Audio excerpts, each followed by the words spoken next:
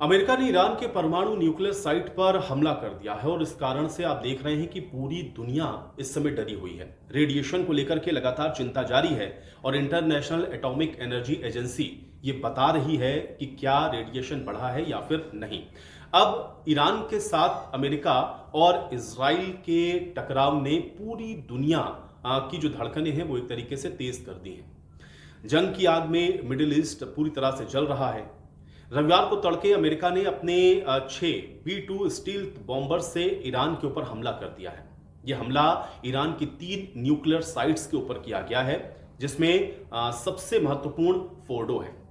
यहां राष्ट्रपति ट्रंप ने यह कहा है कि फोर्डो तबाह हो चुका है और ईरान के जो न्यूक्लियर ठिकाने हैं उनके ऊपर हमले के बाद इंटरनेशनल एटॉमिक एनर्जी एजेंसी यानी कि IAEA ने पहली बार अपनी चुप्पी तोड़ी है।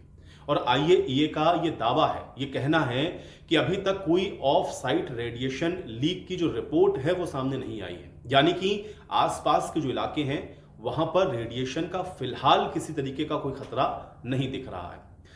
लेकिन अब सऊदी अरब की nuclear and radiological regulatory commission ने भी इसकी पुष्टि की है और उनकी ओर से भी ये कहा गया है कि अमेरिका की ओर से ईरान के परमाणु ठिकानों पर जो हमले किए गए हैं इसके बाद किसी भी तरीके का या कोई भी रेडियो एक्टिव लीक अभी तक नजर नहीं आ रहा है। मगर ये खबर जितनी राहत देने वाली है उससे कहीं ज्यादा चिंता उन सवालों की भी है जो इन हमलों ने इसके साथ खड़े कर दिए हैं। अब इस कार्रवाई को लेकर के अमेरिकी राष्ट्रपति डोनाल्ड ट्रंप ने साफ शब्दों में ईरान को चेतावनी दे दी है। उन्होंने कहा है कि या तो शांति होगी या फिर ऐसा दुखद अंजाम जो आपने पिछले 8 दिनों में भी नहीं देखा होगा। इसके साथ ही डोनाल्ड ट्रंप ने अभी तक की जो सबसे सटीक सैन्य अभियान है उसको भी उन्होंने बताया है और ये कहा है कि अभी तक का सटीक सैन्य अभियान है। अब ईरान की न्यूक्लियर एजेंसी क्या कह रही है ये भी देखिए। ईरान की प्रतिक्रिया भी आप अगर देखेंगे तो कोई कम सख्त नहीं रही है। ईरान के एटॉमिक एनर्जी ऑर्गेनाइजेशन ने यह कहा है कि उसकी न्यूक्लियर साइट्स पर हमले अंतरराष्ट्रीय कानून का सीधे तौर पर उल्लंघन है, ये ईरान कह रहा है। हालांकि ऑर्गेनाइजेशन ने यह भी स्पष्ट नहीं किया है कि ये जो हमले अमेरिका ने किए हैं उससे ईरान को कितना नुकसान हुआ है। ईरान ने यह स्पष्ट किया है कि वो अपने नेशनल इंडस्ट्री के काम को रोकेगा नहीं और जो देश के न्यूक्लियर डेवलपमेंट के लिए बेहद जरूरी है इसलिए वो अभी इस पर रुकने वाला भी नहीं है। ईरान की परमाणु एजेंसी के बयान में भी ये कहा गया है कि ईरान का एटॉमिक एनर्जी ऑर्गेनाइजेशन ईरान को यह आश्वासन देता है और आश्वस्त करता है कि वो अपने दुश्मनों की जो साजिश हैं उनके बावजूद अपने हजारों क्रांतिकारी और वैज्ञानिकों और विशेषज्ञों की जो कोशिश है वो इस नेशनल इंडस्ट्री का डेवलपमेंट रोक नहीं सकती हैं। इसके अलावा ईरान की ओर से यह भी कहा गया कि जो न्यूक्लियर कार्यक्रम में शहादत जिन लोगों ने दी है उसका ही ये परिणाम है कि ईरान अपने पैरों पर एक बार फिर से खड़ा होगा। अब आपको पता है कि 13 तारीख को इजराइल की ओर से ये हमले शुरू हुए थे जिसमें ईरान के बुनियादी ढांचे नष्ट हुए। दर्जनों ईरानी जो सैन्य कमांडर हैं या फिर जो परमाणु वैज्ञानिक हैं उनको इजराइल ने चुन चुन करके मारा है। अब इसके जवाब में ईरान ने इजराइल के भी कई ऐसे स्थान थे जहां पर मिसाइल और ड्रोन से अटैक किए थे। इसी के बीच में रविवार को ईरान की न्यूक्लियर साइट पर जो अटैक हुआ है उसके बाद ईरान ने इजराइल पर फिर से अटैक किया है, यानी कि शांति अभी इस पूरे इलाके में नहीं है।